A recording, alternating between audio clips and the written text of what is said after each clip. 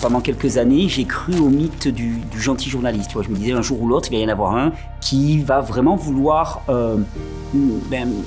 creuser la question un petit peu et aller au-delà des espèces d'idées préconçues, des images un petit peu stéréotypées et caricaturales qu'on peut véhiculer sur moi dans les grands médias. Et en fait, chaque fois que j'y suis allé, je me suis fait avoir.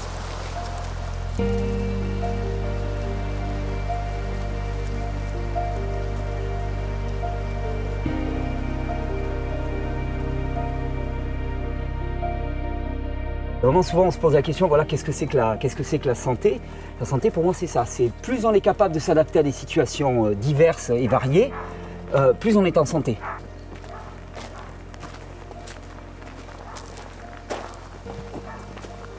Donc oui, ici ça grimpe. Ici il faut des gens.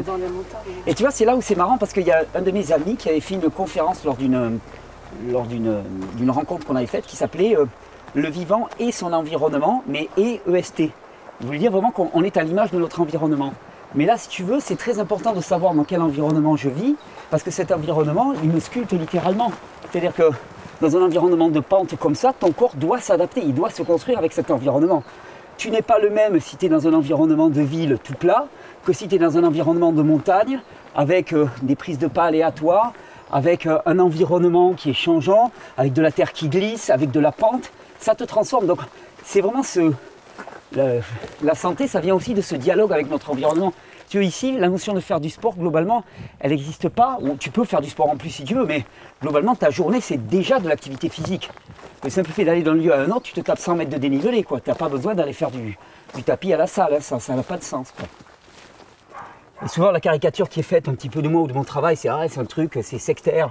Donc sectaire, c'est une notion d'enfermement, alors qu'au contraire, moi, l'essence de mon travail, c'est au contraire de permettre à chacun d'être le plus adaptatif possible, c'est-à-dire le plus ouvert au monde et non pas le plus fermé au monde. Donc c'est exactement l'inverse.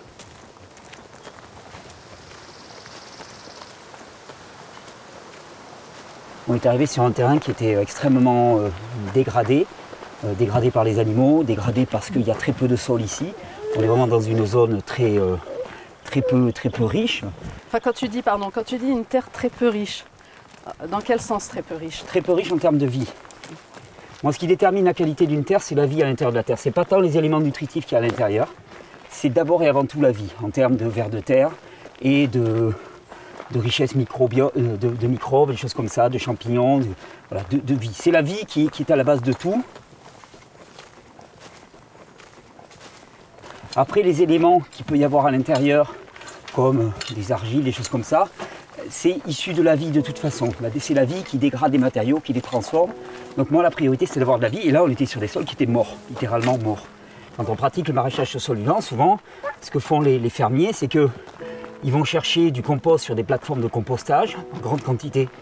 Et là, vu le côté un peu isolé du lieu, tout de suite, on s'est dit, on ne va pas faire monter des camions qui viennent de la plaine pour nous monter des quantités de compost, alors qu'autour de nous, on a des milliers d'hectares de forêt dans lesquels finalement il y a un humus forestier de très grande qualité et qui est vraiment vivant pour le coup. C'est-à-dire que quand tu prends de l'humus, c'est rempli de champignons, c'est rempli de micro-organismes, ça grouille de vie ce truc-là. Et donc on s'est dit, on va aller simplement recueillir un petit peu de fertilité. Tu prends un petit centimètre de ci, de là.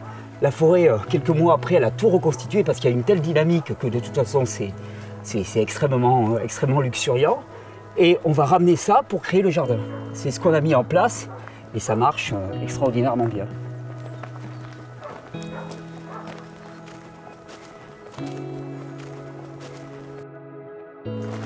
Alors là, on va rejoindre qui? Un groupe de bénévoles, donc des gens qui viennent faire du woofing. Donc c'est le principe, c'est voilà, des gens qui viennent offrir un petit peu de leur temps pendant quelques jours, une semaine.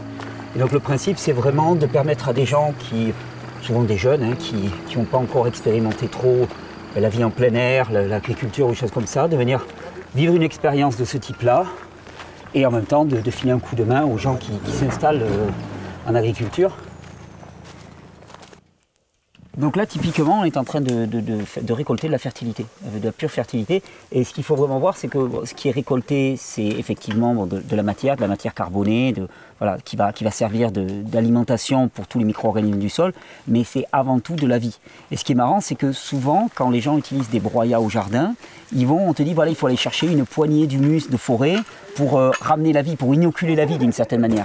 Et nous, on s'est dit, mais et si on utilisait que ça, c'est-à-dire juste un pool de vie, tu vois, hyper concentré. C'est ce qu'on fait et avec des résultats hallucinants parce que dès la première année, on a une productivité, une vie dans le sol qui est juste hallucinante sur un sol qui était totalement mort. Donc là, tu vois, c'est ce que peut nous apporter la forêt. Et c'est vrai que ça, ce n'est possible que dans des zones où il y a un rapport entre la forêt et les champs ouverts qui est favorable à la forêt. La plupart des espaces urbains ou périurbains, il n'y a plus d'arbres, quoi, en fait. Donc cette fertilité-là, tu l'as plus. Alors raconte-nous, là en fait, vous n'êtes pas en train de creuser, vous ramassez juste en surface. On gratte la toute petite surface. D'accord. Gratte la toute petite surface. Et vraiment un minimum de manière à ce que ça soit reconstitué par la forêt.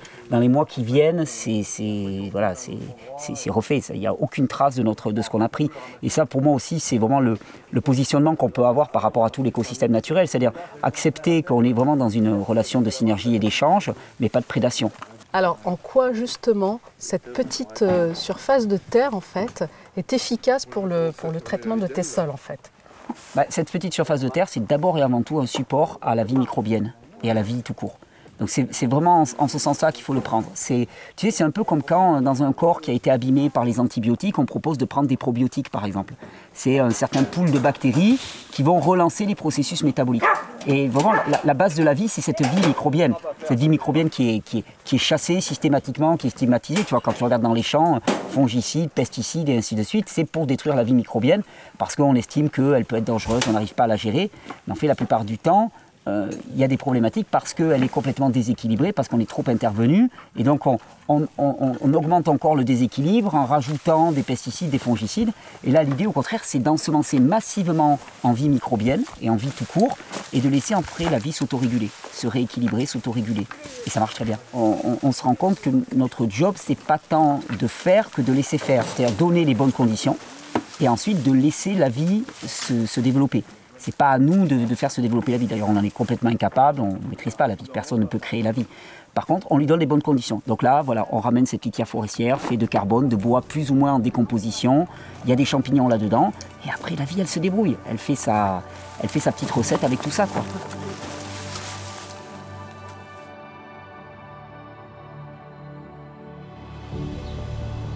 Voilà le fameux potager sur lequel on ramène tellement de fertilité. Donc là, on est sur un potager de fin d'été, donc on a encore toutes les cultures d'été, tomates, concombres, poivrons, des choses comme ça, aubergines qui donnent encore. Et puis là, on a mis en place toutes les planches pour les cultures d'hiver. Donc c'est une espèce de période de transition, mais on a déjà quand même une grosse abondance. Et qu'est-ce qui t'a amené à venir chez Thierry alors? Tout ce qu'il explique au niveau alimentation, autonomie, ça me paraît être juste et être ce qu'il y a besoin qu'on fasse et ce vers quoi on a besoin de diriger notre énergie en ce moment. Et du coup, de venir ici, c'est arrivé un peu par hasard en fait. C'est juste un mail à Thierry, est-ce qu'il y a besoin d'aide sur le site? Ah bah oui, il y a besoin d'aide. Et en plus, il s'est produit qu'ils avaient besoin de quelqu'un qui s'y connaisse en maraîchage pour produire la nourriture. Puis du coup, comme j'ai des bases en perma aussi, je me suis pas mal intéressée à tout ce qui était culture sur sol vivant. Et que Thierry, c'est vraiment ce qu'il a envie de mettre en place ici. C'est un objectif principal aussi quand tu fais du potager ou du maraîchage, c'est d'arriver à produire de la nourriture en abondance. Et c'est un challenge aussi, quoi, parce qu'il y a des fois, le potager, on se lance là-dedans, mais ça rate un peu. Il n'y a pas forcément toujours de réussite. Ça, c'est un truc qui se fait beaucoup en permaculture. On fait des baissières où on fait les lignes d'arbres ou les bandes de culture sur les courbes de niveau. Ça permet de garder la matière organique sur place, éviter qu'elle s'écoule pendant les fortes pluies comme par exemple on a eu hier. On le voit d'ailleurs sur les chemins, il y a des rigoles qui se forment. Et là justement, quand on met les bandes de culture dans le sens perpendiculaire à la pente, et du coup on garde l'humus sur place et l'eau aussi, ça permet de mieux gérer. D'où le fait de mesurer. Voilà, c'est ça. Donc là, on a fait ça avec un niveau égyptien. Il y a une ligne au milieu là. Et donc quand on déplace le niveau, il faut en fait que la corde elle soit alignée avec la ligne centrale. Et donc en fait en déplaçant du coup le niveau de cette manière-là, on arrive à trouver les courbes de niveau. Vous remplissez toute cette parcelle en fait d'humus, c'est ça? Ouais, c'est ça. Préparer le terrain Ouais, carrément. à la plantation. Ouais, c'est ça. Vu qu'ici on est sur un sol où on est quasiment direct sur de la roche, et ben on ramène plein d'humus forestier. Et donc combien de temps vous allez semer là? Bah là du coup ça va plutôt être des cultures qui vont être mises en place au printemps je pense. Là on va essayer de mettre peut-être un couvert de trèfle ou un engrais vert pour l'hiver, histoire que les adventices elles repoussent pas trop. Comme ça fera moins de travail de désherbage au printemps quand on voudra mettre la culture pérenne en place. Mais au moins c'est un gros travail qui est déjà fait et comme ça la planche elle va se reposer un peu pendant l'hiver, elle est déjà en place. Ça donne aussi l'occasion à toute la vie organique de se mettre en place, les vers d'arriver si on veut ensemencer avec des vers de terre. C'est bien aussi d'avoir un repos de la terre avant de direct planter dedans. Donc là vous allez récolter quoi en plus des haricots? On a des aubergines, des tomates, des courgettes. Je vois que les carottes sont mûres. Puis bon, on a un peu de tout. Il y a du céleri, des épinards, des choux, du persil. Vous mangez bien quoi. Ouais, plein de bonnes choses. Comme je suis passionnée aussi de permaculture, de nature, et que j'avais envie de... Moi, mon rêve, ce serait de vivre dans un endroit comme ça, au milieu de la montagne, et de façon le plus autonome possible. Et puis surtout, manger des bonnes choses. Donc voilà, ici, c'est un peu le cadre idéal. Et puis pour apprendre plein de choses aussi, c'est super. Pendant 5 ans, j'étais sur Paris. Et j'en ai eu un peu marre de la ville, la pollution et le rythme parisien. Donc je suis redescendue chez moi, dans le sud, à Perpignan, pour retrouver un rythme un peu plus tranquille et puis surtout retrouver la mer, le soleil, la montagne, tout ça quoi. Ouais, et tu te donnes combien de temps pour te retrouver? Oh là je me suis retrouvée je pense déjà. ouais là je suis pas mal en accord avec mes valeurs, avec tout ce que j'aime donc ouais si je peux continuer comme ça à vie. Il y a un travail extraordinaire qui a été fait par une enseignante qui s'appelle Céline Alvarez. Elle a écrit un livre qui s'appelle Les lois naturelles de l'enfant. Elle dit voilà, le cerveau d'un enfant, ça ne fonctionne pas n'importe comment, ça a des besoins. Regardons quels sont ses besoins. Et elle a mis en place des systèmes de classe dans lesquels finalement on respecte les besoins de l'enfant.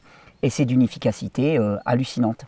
Et elle s'est rendue compte par exemple que la sanction de l'erreur, c'était la plus formidable des bêtises qu'on pouvait faire. L'erreur, c'est le chemin vers l'apprentissage. Tu dis à un enfant, voilà, maintenant, je te donne un arc, une flèche, tu n'as jamais tiré, et tu dois mettre la flèche au centre de la cible, sinon on te coupe un doigt. Il n'y a aucune chance qu'il fasse l'essai de tirer une flèche. Là, il va te dire, non, pas question. Par contre, si tu dis, voilà, tu as autant d'essais que tu veux pour essayer de mettre la flèche au centre de la cible, il n'y a aucune possibilité qu'il n'y arrive pas. Il va persévérer, ça va peut-être prendre 1 jour, 2 jours, 10 jours, 1 an. Mais au bout d'1 an, il mettra systématiquement la flèche dans la cible. Donc la question c'est, est-ce qu'on veut que les gens apprennent ou est-ce qu'on veut simplement les sanctionner?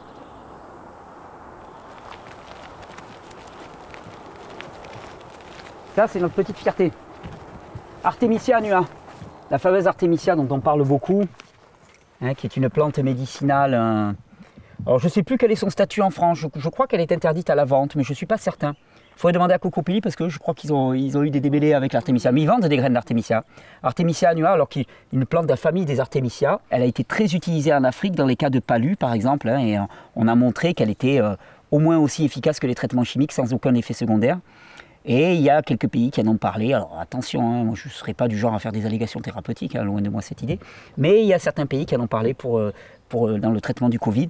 Et visiblement quand même avec des résultats assez intéressants. Madagascar, je crois en particulier, on l'a beaucoup utilisé. Et là, nous, on a récolté l'Artemisia pour l'utiliser en tisane et ainsi de suite. Et là, tous ces pieds qui sont restés en terre, c'est pour faire de la graine, pour la répandre, pour la répandre, pour la répandre.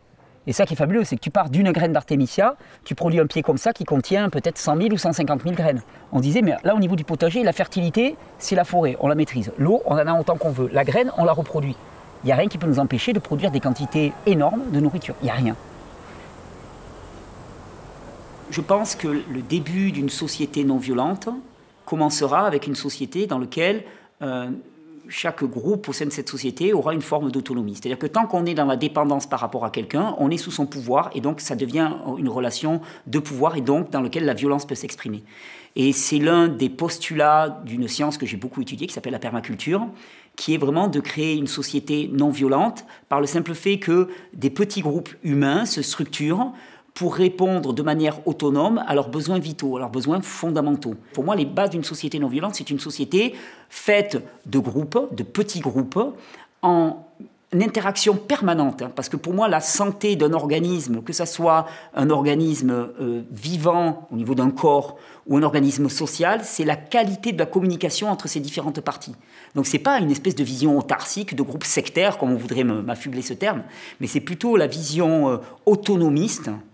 Je dirais même, c'est un terme moi que je revendique souverainiste, mais pas souverainiste, je ne veux pas être roi du tout, mais souverainiste au sens de reprendre la souveraineté des choix fondamentaux de notre vie. C'est-à-dire qu'est-ce qu'on mange, comment est-ce qu'on prend soin de notre organisme, je dirais quelles sont les valeurs qui sont enseignées à nos enfants, voilà, comment est-ce qu'on traite nos déchets, comment sont traités les animaux qui vivent à nos côtés. Pour moi, ça c'est des choix fondamentaux.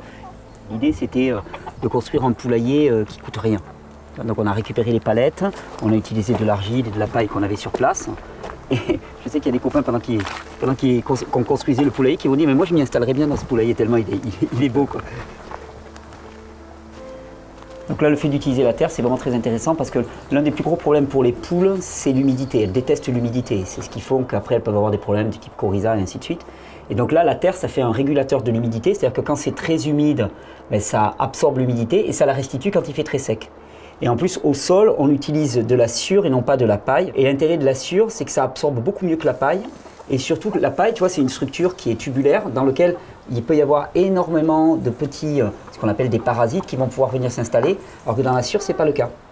Et que c'est facile à gérer, très très facile à gérer. Là, tous les 2-3 mois, on ramasse toute la sciure. En plus, la sciure, elle est pleine de fientes de poule, donc on l'utilise directement au jardin. Et comme ça, ben, on remet un peu de sciure, et puis c'est parti. C'est l'entretien courant tous les 3 mois, donc c'est pas grand-chose.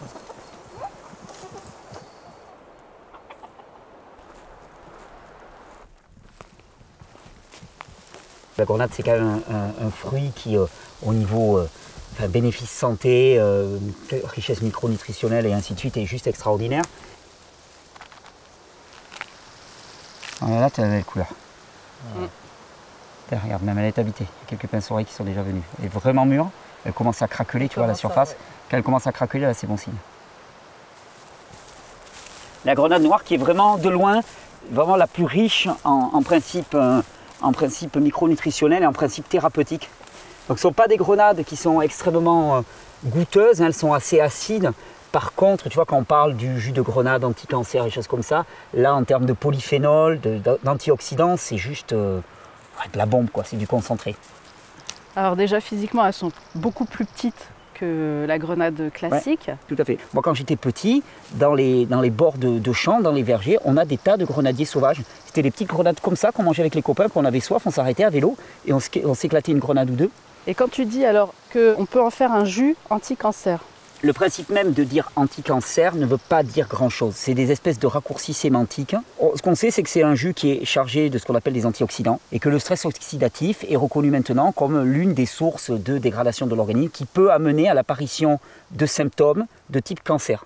Et c'est toujours ça qui est dangereux, c'est que quand on parle d'une tumeur, on a l'impression que c'est le problème, alors qu'en fait c'est la manifestation visible d'un problème en amont qui tient au déséquilibre de l'organisme. C'est certain que ce n'est pas parce que tu vas manger une grenade que ton cancer il va disparaître.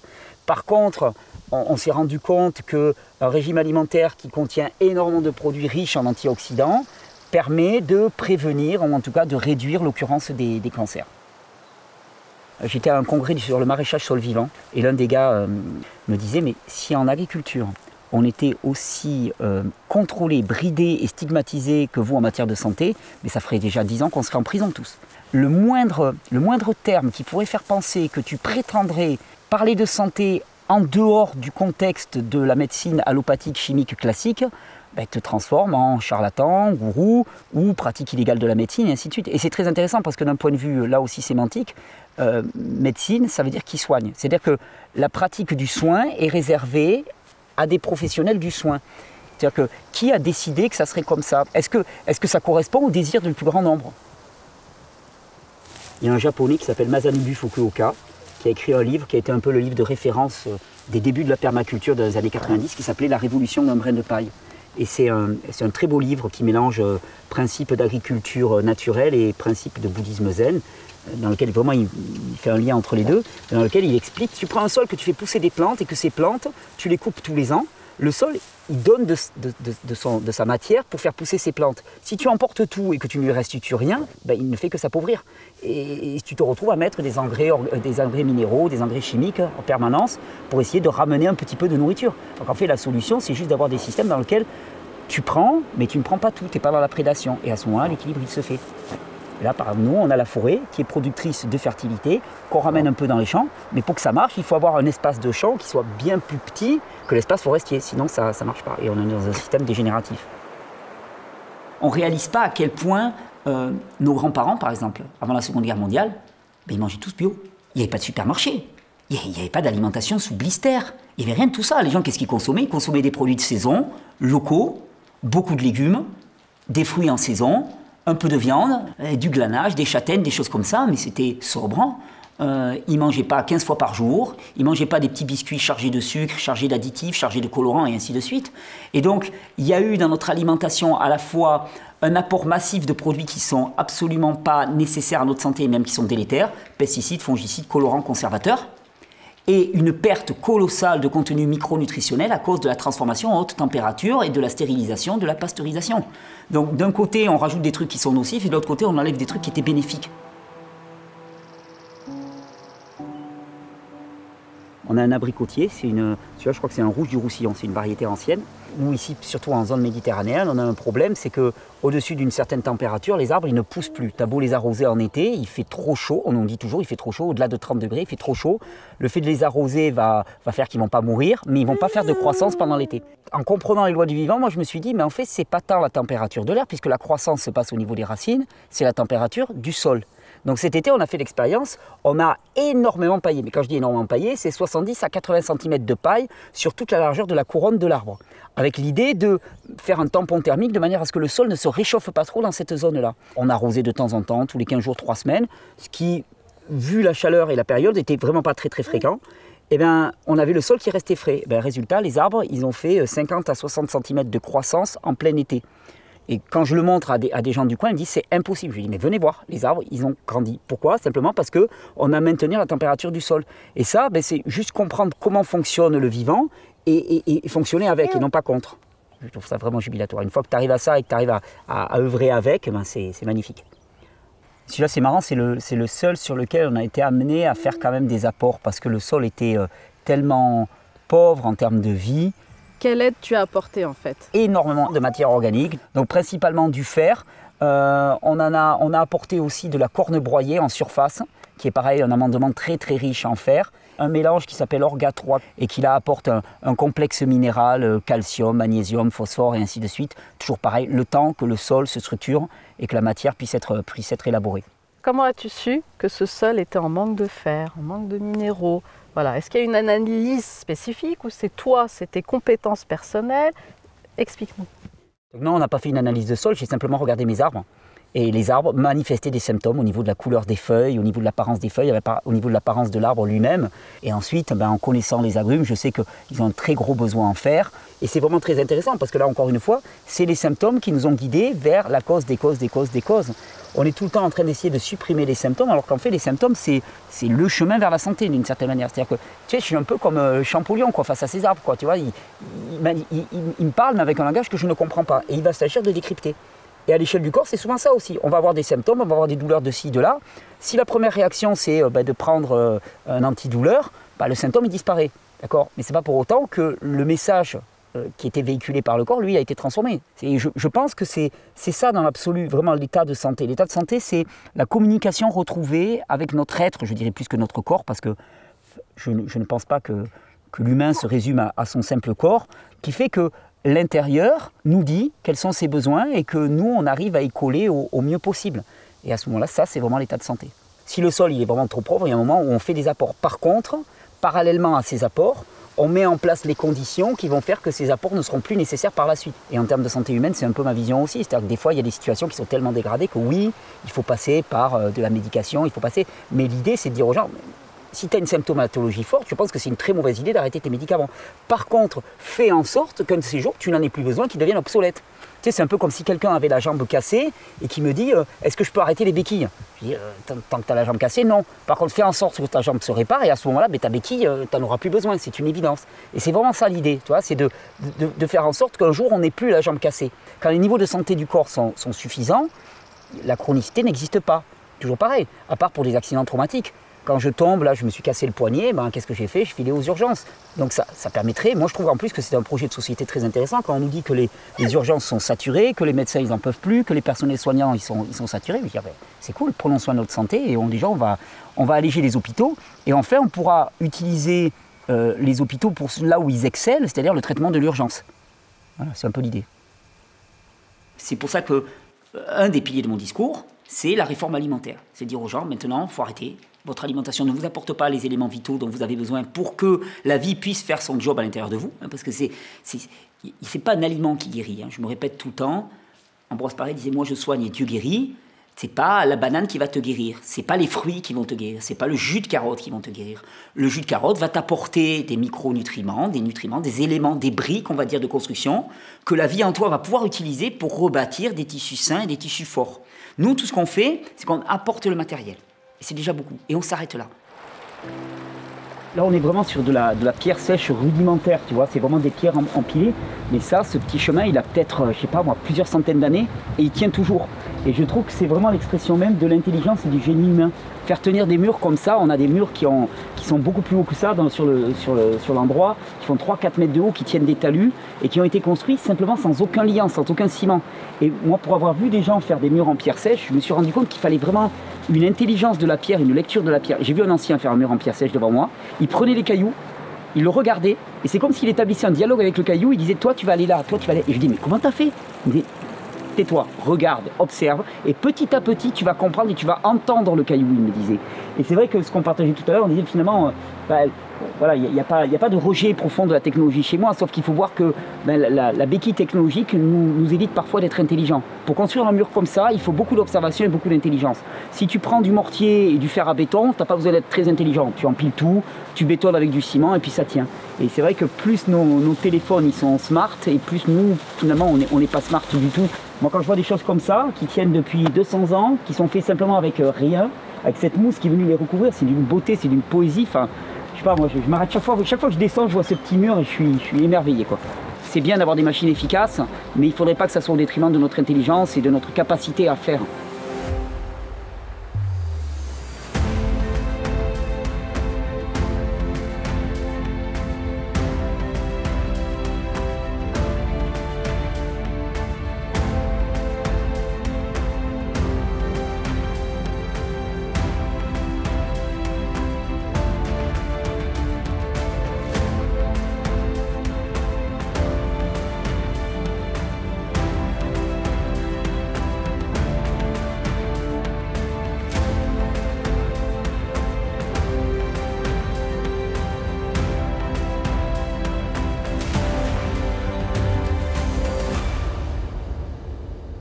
Qui m'a toujours fait très rigoler. Je le cite parce que le mec, avec un jus de carotte, il a fait trembler la matrice.